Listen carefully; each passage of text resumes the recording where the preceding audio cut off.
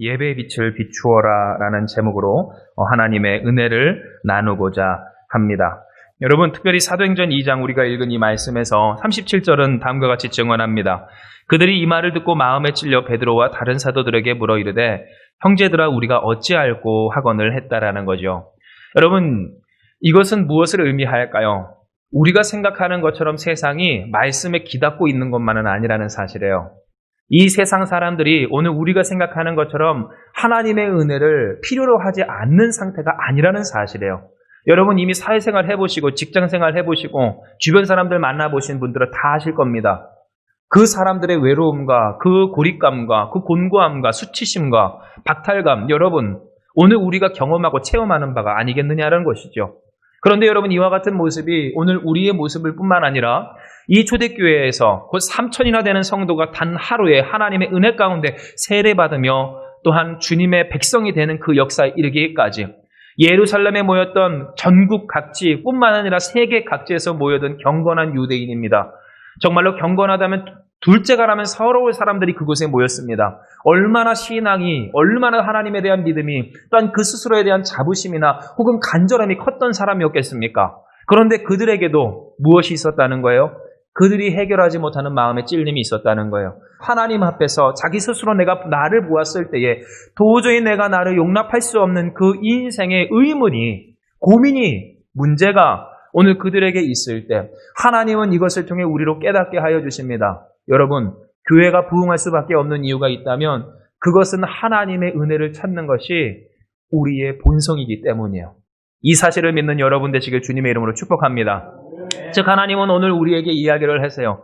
모든 교회는 하나님이 세우신 교회라고. 그래서 그 교회 가운데 하나님이 세우신 교회 가운데는 반드시 주님이 허락하여 주시는 그 생명과 또한 그 능력과 그 구원과 부흥의 역사가 있을 때 왜 이와 같은 역사가 없는가? 그들도 마음에 찔려 사도들에게, 사람들에게, 성도들에게 묻는다는 사실을 누가 기억하지 못해요? 내가, 믿는 자가, 때로 목사가, 직분자가 기억하지 못하기 때문이라는 사실이에요.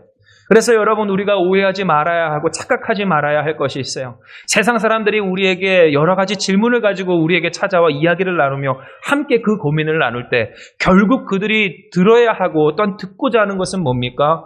하나님 곧 하늘에 계신 우리의 좋으신 아버지께서 주시는 참 평안과 위로인 줄을 기억하시길 바랍니다. 그래요 여러분, 베드로는 답했어요. 사람들은 그 마음에 찔려 물었습니다. 그렇다면 우리가 어떻게 하면 좋겠습니까? 우리의 구원이신 하나님의 아들이신 왕 중의 왕이신 예수 그 그리스도를 우리가 십자가에 못 박았다면 그러면 우리가 무엇해야 하겠습니까? 우리가 도저히 해결할 수 없는 이 인생의 갈증과 고민과 이 어려움 가운데서 우리가 어떻게 했으면 좋겠습니까? 더욱더 쉽게 적용하면 어떤 말입니까? 나의 자녀가 지금 이렇게 절고 있습니다. 나의 인생이 지금 핍절해 있습니다. 나의 가정이 이렇게 무너져 있습니다. 내 앞길이 이렇게 캄캄해 보이질 않습니다. 오늘 모든 상황 가운데서 소망이 없다라고 하는 이 세상 사람 앞에서 무엇을 대답해요? 당신에게도 하나님께서 약속하신 그것이 있습니다. 당신에게도 하나님이 예수님을 약속하여 주셨습니다. 당신도 오늘 이 시간 성령 하나님과 함께할 수 있습니다. 마치 누구처럼? 성령 충만해서 세상에 파악할 수 없는 능력으로 사는 우리처럼. 여러분, 그들은 그곳에서 증인으로 서 있었다는 거예요. 예루살렘에 모였던 전 세계 각지에 모인 그 경건한 유대인들, 나름의 방법으로 예배하고 기도하고 분투하고 몸부림을 쳐도 도저히 해결할 수 없는 인생의 그 고민과 아픔과 목마름 가운데서 그들이 바로 눈앞에서 보여지는 이 하나님의 충만의 역사를 바라보며 이것이 도대체 어떠한 영문인지, 그리고 왜 이와 같은 일이 있는지, 우리가 무엇을 해야 하는지 그들이 그 사도들과 성도들에게 물을 때 그들은 다른 것을 대답하지 않습니다. 그들이 뻔히 아는 것을 이야기하지 않습니다. 그들에게 있어서 가장 중요한, 최중요한 사안이었던 로마로부터의 독립을 이야기하지 않았다는 사실이에요. 오늘 우리가 지금 겪고 있는 코로나의 문제를 얘기하지 않았다는 거예요. 오늘 우리가 겪고 있는 여러 가지 세상의 문제들을 이야기하지 않았다는 거예요. 여러분 각각의 가정마다 있을 법한 그런 어려움들을 이야기하지 않았다는 거예요. 그들은 무엇을 이야기합니까? 오늘 그들은 하나님의 능력으로 충만하게 하시는 하나님의 약속이신 그리스도 예수를 대답했다라는 것이죠. 이 성경이 오늘 우리에게 이야기하는 바, 진짜 우리가 주목할 바, 하나님이 우리 가운데 이루시는 이 부흥의 역사의 본질은 무엇인가? 여러분 생각을 해보면 말씀하시는 겁니다. 죽게 붙들린 신도의 수가 넘쳐나는 역사라고. 사랑하는 여러분, 이 역사를 사모하는 여러분 되시길 주님의 이름으로 축복합니다. 이 약속을 믿는 여러분 되시길 주님의 이름으로 축복합니다. 주님께 붙들려 회복하는 가정의 당사자 되시길 주님의 이름으로 축복합니다. 주님께 붙들려 회복하는 이 인생이 되시길 간절히 소망하며 축복할 때에 여러분 이를 위해서 우리가 해야 할 세 가지 적용을 나누고 말씀을 마치고자 합니다. 여러분 첫째, 지레 겁먹지 않은 여러분 되시길 주님의 이름으로 축복합니다. 설교를 시작하면서 앞서 말씀드렸지만 그래요 여러분, 예배 드리기가 참 어려운 시대라고도 얘기를 합니다. 예배 드리는 것이 언젠가 민폐가 되었다라고 이야기할 때입니다.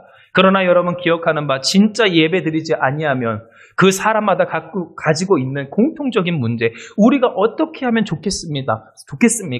이 물음을 풀 수 있는 곳이 없습니다. 그래서 여러분 얼마나 많은 사람들이 나 어떻게 하면 좋지? 라고 하는 그 물음의 해답으로 그릇된 것을 찾고 또한 그 물음을 피하기 위해서 스스로를 취하게 하는지 몰라요. 그런데 여러분 오늘 이와 같은 형편 가운데서 참 안타까운 것은 뭐예요? 예수 믿는 사람들조차도 지레 겁먹는다는 거예요. 세상의 이 고민과 나의 고민이 다를 줄 안다라고 생각을 하는 거예요. 여러분 그래서 저는 여러분이 이렇게 생각하지 않으셨으면 좋겠어요. 어느 순간부터 교회를 다니는 사람들의 이야기하기를 조금 세상에서 뒤떨어진 사람들인 것처럼 이야기를 많이 합니다. 여러분 그런 인식 받아보지 못하셨어요? 뭐하러 교회를 다니나?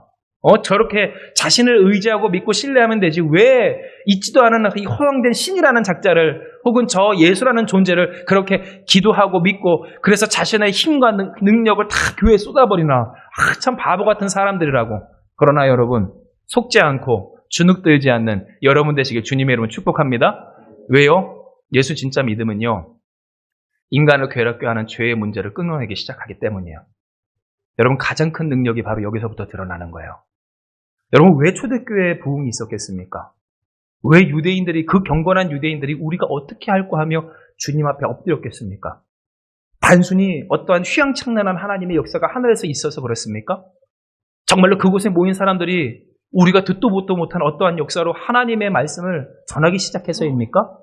여러분 그 부흥의 본질은 다른 것이 아니라 그들의 삶의 모습과 그들의 표정과 오늘 그들의 이 인생의 이 모든 것들이 자신이 낼 수 없는 빛 가운데 있었기 때문이었다라는 거예요. 그래요 여러분 기억하시죠? 초대교회 성도들은 지금 누구 앞에 있었어요? 바로 50일 전에 예수를 못 박은 내 앞에 있었어요. 예전에는 바로 얼마 전까지만 하더라도 예수님의 제자들이라고 스스로 칭하며 목에 힘주고 다니던 그 사람들이, 갈릴리의 그 청년들이 다 도망갔습니다. 예수님 십자가에 못 박힐 때 단 한 사람도 그곳에 있었던 사람이 없었어요. 그런데 여러분 바로 그들이 그들 앞에 서기를, 도망간 사람이 있습니까? 없습니까? 없어요. 떠는 사람이 있습니까? 없습니까? 없어요. 주눅든 사람이 있습니까? 없습니까? 없어요. 낙심하고 걱정하는 사람이 있습니까? 없습니까? 없어요. 인생의 문제를 논하는 사람이 있습니까? 없습니까? 없어요. 그들은 하나같이 이야기를 합니다. 우리의 구주 예수 그리스도, 주님 덕분입니다. 이것으로 충분합니다. 하나님의 능력이 우리와 함께 하십니다. 이것이 성령의 충만이고 하나님과 함께함의 역사입니다. 같은 마음으로 그곳에서 고백하기 시작했다라는 거예요. 그러니 여러분 그 앞에서 보는 그 모습을 보는 사람들이 무엇을 느꼈겠습니까? 50일간은 전혀 다른 삶의 그들의 모습을 보기 시작했던 거예요. 어제와 다른 오늘 그들의 모습을 그들은 보고 생각하기를 무엇이 있든지 그것이 있겠구나. 그것을 깨닫기 시작한 거예요. 이에 여러분 오늘 하나님은 우리에게 이야기를 하세요. 그들의 연약함이나 우리의 연약함이나 결국 하나님의 은혜를 갈구하는 우리 인간의 본질은 동일하다라는 사실을 여러분 지레 겁먹지 않는 여러분 되시길 주님의 이름으로 축복합니다. 그러면 둘째, 우리가 기억하는 바가 무엇이어야 하겠습니까? 여러분 예배의 빛을 비추는 여러분 되시길 축복해요. 참된 예배가 뭐라고요? 주님을 자랑하는 거예요. 그런데 여러분 주님을 자랑하고 감사하는 이것이 어떠한 사람에게 가능하겠습니까? 이대로는 안 됩니다. 내가 먼저 회개한 사람에게 진짜로 주님의 은혜가 누려지는 줄 믿으시길 바랍니다. 내가 무엇을 가지고 있든지 내가 어떠한 것을 취하고 또한 이루었든지 사실 그것보다도 내 삶에 진짜 중요한 것은 지금도 나와 함께 하시는 주님. 당장 이 한마음 교회를 보십시오. 아픔이 많았습니다. 어려움이 많았습니다. 그러나 그럼에도 불구하고 이 교회는 하나님께서 세우시고 지키셨습니다. 할렐루야. 여러분, 그 역사가 우리와 함께 있었다는 거예요. 그러나 여러분, 오늘 이것이 이 교회만의 문제이겠습니까?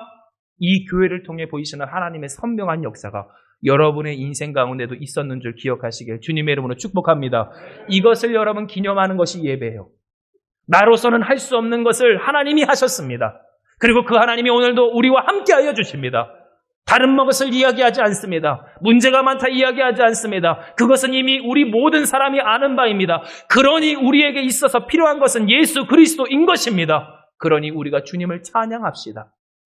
내가 고민한다고 해결되지 않습니다. 내가 연구한다고 해서 풀려지지 않습니다. 내가 힘을 쓰고 악을 쓴다고 해서 변한 것 없습니다. 그러나 주님이 오늘 나를 이렇게 변화시켜 주신 것과 같이 우리의 가정을 변화시켜 주실 줄 믿습니다. 그러므로 우리가 주님을 찬양합시다. 주님을 경배합시다. 주님을 예배합시다. 여러분, 이것이 바로 오늘 하나님께서 우리 한마음교회에게 맡기신 예배의 빛을 비추는 사명이었다라는 사실이에요. 그러므로 사랑하는 여러분, 마지막으로 거듭 비추는 그 빛을 비추는 여러분 되시길 주님의 이름으로 축복을 합니다. 여러분, 우리가 기억할 바가 있다면 한 가지는 이 신도의 수가 3,000이다 되기까지 또 여러 말로 확증하며 권하여 이르되라고 했다라는 사실이에요. 즉 여러분, 이것은 무슨 말일까요?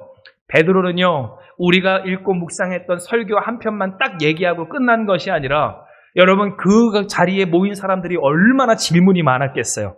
얼마나 이해되지 않고 궁금한 것이 많겠어요. 처음 듣는 예수님의 이야기예요. 아니, 이제 다시 듣는 예수님의 이야기예요. 예수라는 청년이 있었던 것은 알고 그가 십자가에 죽었던 것은 아는데 부활했던 것도, 그 부활의 증거가 눈앞에 보인 것도, 그래서 바로 어제까지만 해도, 얼마 전까지만 해도 덜덜 떨며 참 눌려 살았던 인생이 변한 것도 얼마나 여러분 신기한 일이었겠느냐는 거예요.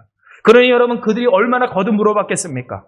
얼마나 거듭 그 베드로에게, 또한 성도들에게 이야기를 했겠습니까? 그런데 중요한 것은 오늘 이 일에 있어서 베드로는 무엇해요? 귀찮아하지 않았던 것을 기억하는 여러분 되시기 축복합니다.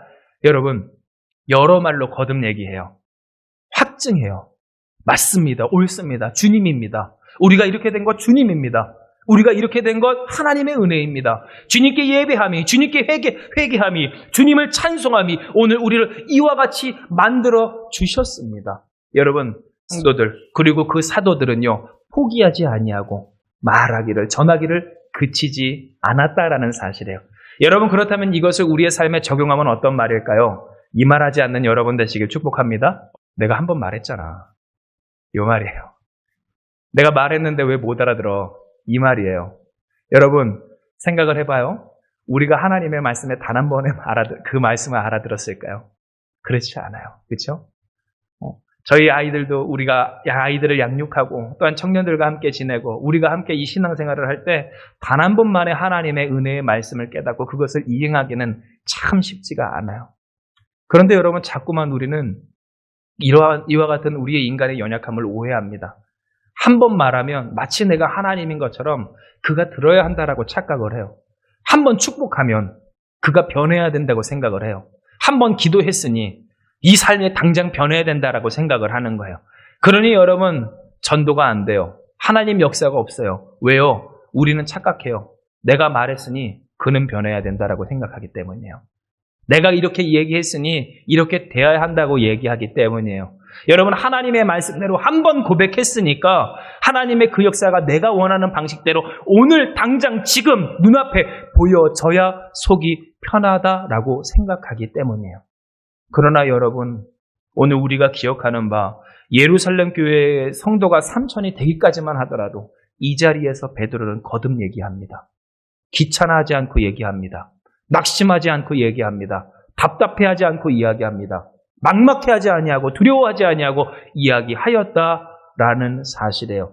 여러분, 그러므로 오늘 하나님이 우리에게 말씀하신 이 말씀처럼 예배의 빛을, 곧 주님을 고백하는 그 고백과 전함을 쉬지 아니하고 눌리지 아니하고 포기하지 아니하고 기도하고 간구하고 전하고 자랑하는 여러분 되시길 주님의 이름으로 축복합니다.